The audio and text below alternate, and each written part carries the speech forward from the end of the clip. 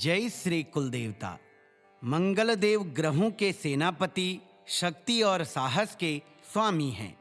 इनके 108 दिव्य नामों का श्रवण जीवन से ऋण, भूमि विवाद और ग्रह दोष का अंत कर देता है।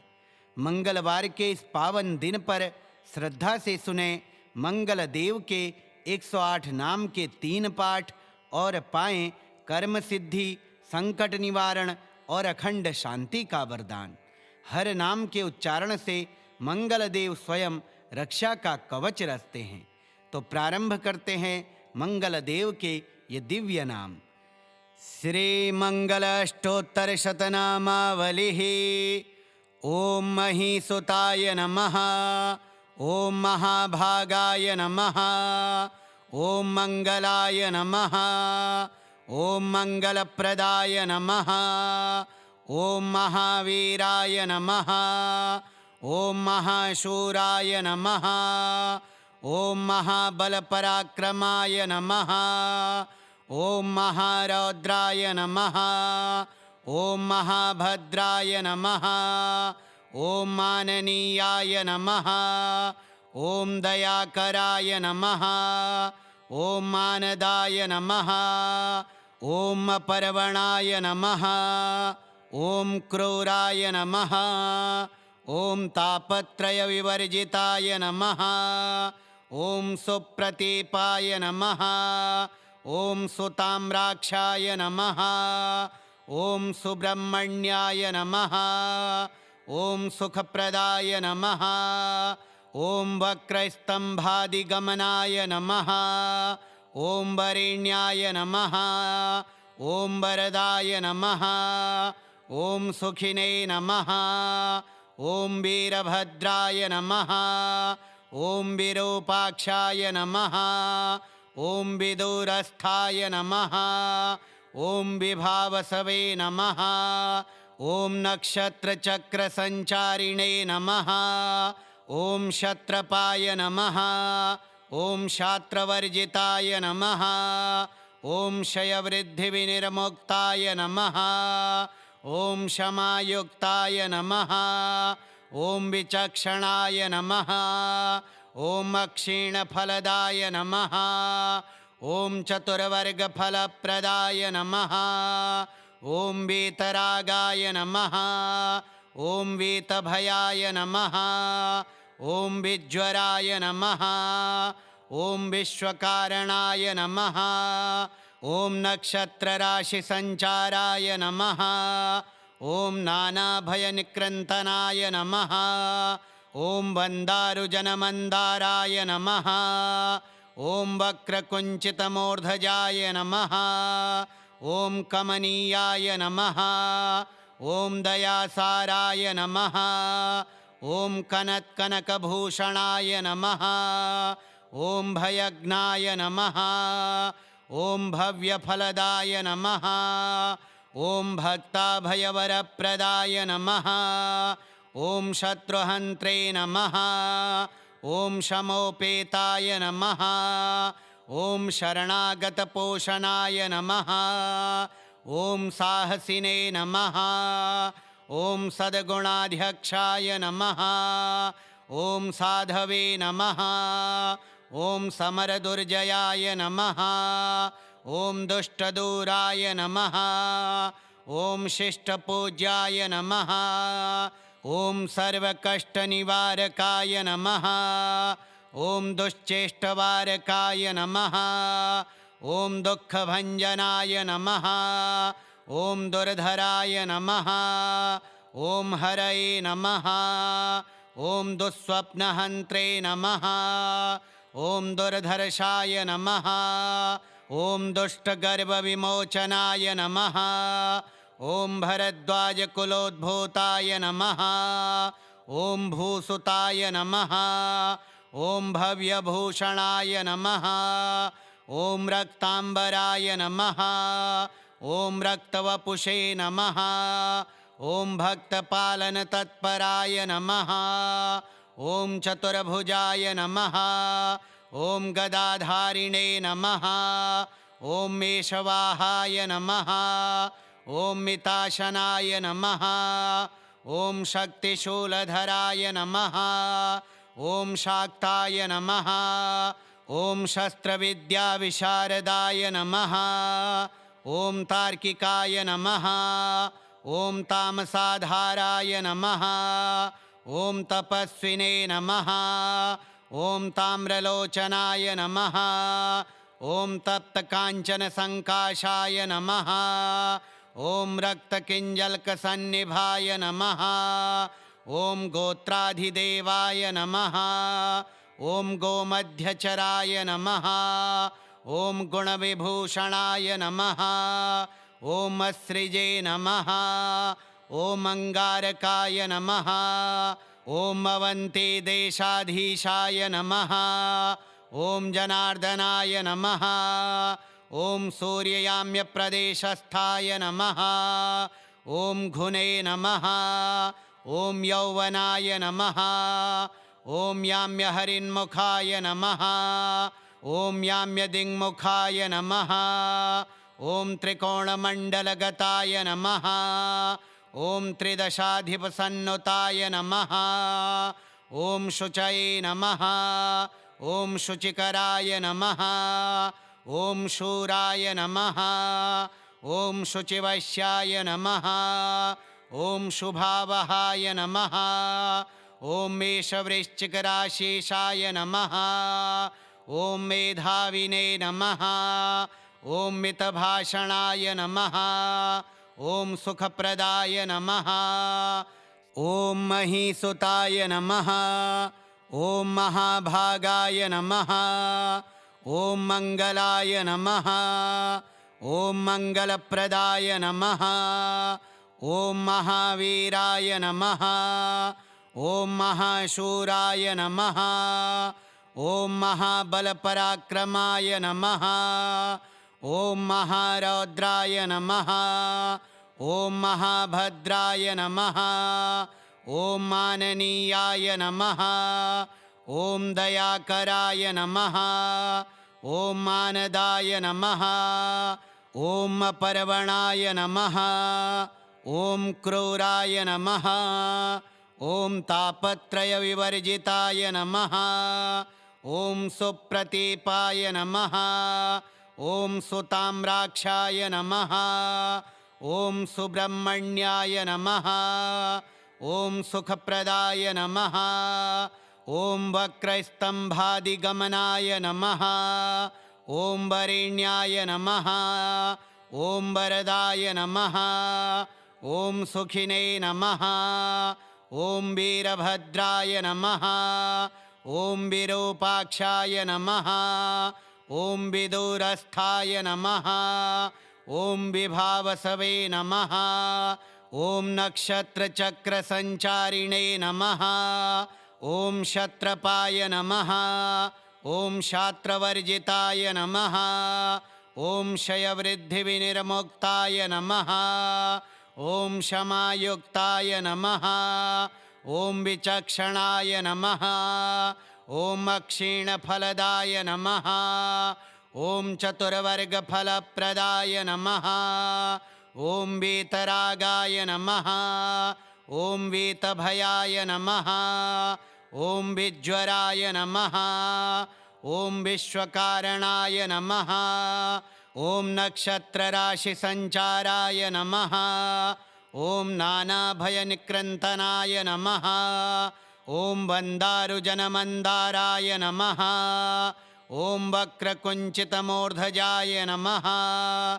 ॐ कमनीयाय नमः। ॐ दयासाराय नमः। ॐ कनत्कनकभूषणाय नमः। ॐ भयज्ञाय नमः। ॐ भव्यफलदाय नमः। ॐ भक्ताभयवरप्रदाय नमः। ॐ शत्रुहन्त्रे नमः। ॐ शमोपेताय नमः। ॐ शरणागतपोषणाय नमः। ॐ साहसिने नमः। ॐ सद्गुणाध्यक्षाय नमः। ॐ साधवे नमः। ॐ समरदुर्जयाय नमः। ॐ दुष्टदूराय नमः। ॐ शिष्टपूज्याय नमः। ॐ सर्वकष्टनिवारकाय नमः। ॐ दुश्चेष्टवारकाय नमः। ॐ दुःखभञ्जनाय नमः। ॐ दुर्धराय नमः। ॐ हरये नमः। ॐ दुःस्वप्नहन्त्रे नमः। ॐ दुर्धर्षाय नमः। ॐ दुष्टगर्भविमोचनाय नमः। ॐ भरद्वाजकुलोद्भूताय नमः। ॐ भूसुताय नमः। ॐ भव्यभूषणाय नमः। ॐ रक्ताम्बराय नमः। ॐ रक्तवपुषे नमः। ॐ भक्तपालनतत्पराय नमः। ॐ चतुर्भुजाय नमः। ॐ गदाधारिणे नमः। ॐ मेषवाहाय नमः। ॐ मिताशनाय नमः। ॐ शक्तिशूलधराय नमः। ॐ शाक्ताय नमः। ॐ शस्त्रविद्याविशारदाय नमः।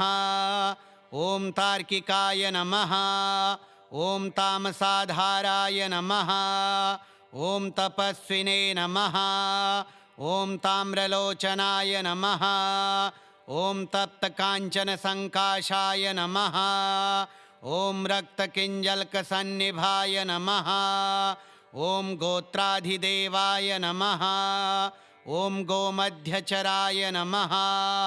ॐ गुणविभूषणाय नमः। ॐ अस्सृजे नमः। ॐ अङ्गारकाय नमः। ॐ अवन्तीदेशाधीशाय नमः। ॐ जनार्दनाय नमः। ॐ सूर्ययाम्यप्रदेशस्थाय नमः। ॐ घुने नमः। ॐ यौवनाय नमः। ॐ याम्यहरिन्मुखाय नमः। ॐ याम्यदिङ्मुखाय नमः। ॐ त्रिकोणमण्डलगताय नमः। ॐ त्रिदशाधिपसन्नुताय नमः। ॐ शुचये नमः। ॐ शुचिकराय नमः। ॐ शूराय नमः। ॐ शुचिवश्याय नमः। ॐ शुभावहाय नमः। ॐ मेषवृश्चिकराशेषाय नमः। ॐ मेधाविने नमः। ॐ मितभाषणाय नमः। ॐ सुखप्रदाय नमः। ॐ महीसुताय नमः। ॐ महाभागाय नमः। ॐ मङ्गलाय नमः। ॐ मङ्गलप्रदाय नमः। ॐ महावीराय नमः। ॐ महाशूराय नमः। ॐ महाबलपराक्रमाय नमः। ॐ महारौद्राय नमः। ॐ महाभद्राय नमः। ॐ माननीयाय नमः। ॐ दयाकराय नमः। ॐ मानदाय नमः। ॐ अपर्वणाय नमः। ॐ क्रूराय नमः। ॐ तापत्रयविवर्जिताय नमः। ॐ सुप्रतीपाय नमः। ॐ सुताम्राक्षाय नमः। ॐ सुब्रह्मण्याय नमः। ॐ सुखप्रदाय नमः। ॐ वक्रस्तम्भादिगमनाय नमः। ॐ वरेण्याय नमः। ॐ वरदाय नमः। ॐ सुखिने नमः। ॐ वीरभद्राय नमः। ॐ विरूपाक्षाय नमः। ॐ विदूरस्थाय नमः। ॐ विभावसवे नमः। ॐ नक्षत्रचक्रसञ्चारिणे नमः। ॐ क्षत्रपाय नमः। ॐ शात्रवर्जिताय नमः। ॐ क्षयवृद्धिविनिर्मुक्ताय नमः। ॐ क्षमायुक्ताय नमः। ॐ विचक्षणाय नमः। ॐ अक्षीणफलदाय नमः। ॐ चतुर्वर्गफलप्रदाय नमः। ॐ वीतरागाय नमः। ॐ वीतभयाय नमः। ॐ विज्वराय नमः।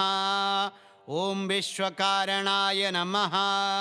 ॐ नक्षत्रराशिसञ्चाराय नमः। ॐ नानाभयनिकृन्तनाय नमः। ॐ वन्दारुजनमन्दाराय नमः। ॐ वक्रकुञ्चितमूर्धजाय नमः। ॐ कमनीयाय नमः।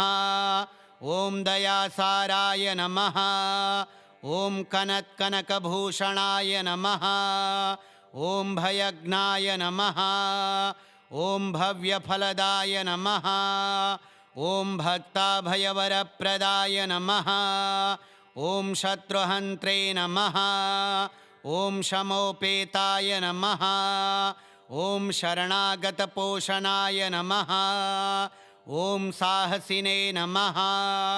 ॐ सद्गुणाध्यक्षाय नमः। ॐ साधवे नमः। ॐ समरदुर्जयाय नमः।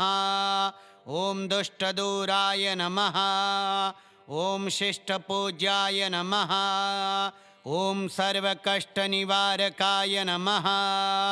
ॐ दुश्चेष्टवारकाय नमः। ॐ दुःखभञ्जनाय नमः। ॐ दुर्धराय नमः। ॐ हरये नमः। ॐ दुःस्वप्नहन्त्रे नमः। ॐ दुर्धर्षाय नमः। ॐ दुष्टगर्वविमोचनाय नमः। ॐ भरद्वाजकुलोद्भूताय नमः। ॐ भूसुताय नमः। ॐ भव्यभूषणाय नमः। ॐ रक्ताम्बराय नमः। ॐ रक्तवपुषे नमः। ॐ भक्तपालनतत्पराय नमः। ॐ चतुर्भुजाय नमः। ॐ गदाधारिणे नमः। ॐ मेषवाहाय नमः। ॐ मिताशनाय नमः। ॐ शक्तिशूलधराय नमः। ॐ शाक्ताय नमः। ॐ शस्त्रविद्याविशारदाय नमः। ॐ तार्किकाय नमः। ॐ तामसाधाराय नमः। ॐ तपस्विने नमः। ॐ ताम्रलोचनाय नमः। ॐ तप्तकाञ्चनसङ्काशाय नमः। ॐ रक्तकिञ्जल्कसन्निभाय नमः। ॐ गोत्राधिदेवाय नमः। ॐ गोमध्यचराय नमः। ॐ गुणविभूषणाय नमः। ॐ अस्सृजे नमः। ॐ अङ्गारकाय नमः। ॐ अवन्ते देशाधीशाय नमः। ॐ जनार्दनाय नमः। ॐ सूर्ययाम्यप्रदेशस्थाय नमः। ॐ घुने नमः। ॐ यौवनाय नमः। ॐ याम्यहरिन्मुखाय नमः। ॐ याम्यदिङ्मुखाय नमः। ॐ त्रिकोणमण्डलगताय नमः। ॐ त्रिदशाधिपसन्नुताय नमः। ॐ शुचये नमः। ॐ शुचिकराय नमः। ॐ शूराय नमः। ॐ शुचिवश्याय नमः। ॐ शुभावहाय नमः। ॐ मेषवृश्चिकराशिषाय नमः। ॐ मेधाविने नमः। ॐ मितभाषणाय नमः। ॐ सुखप्रदाय नमः। श्रीमङ्गलाष्टोत्तरशतनामावलिः श्रीभौमदेवार्पणमस्तु।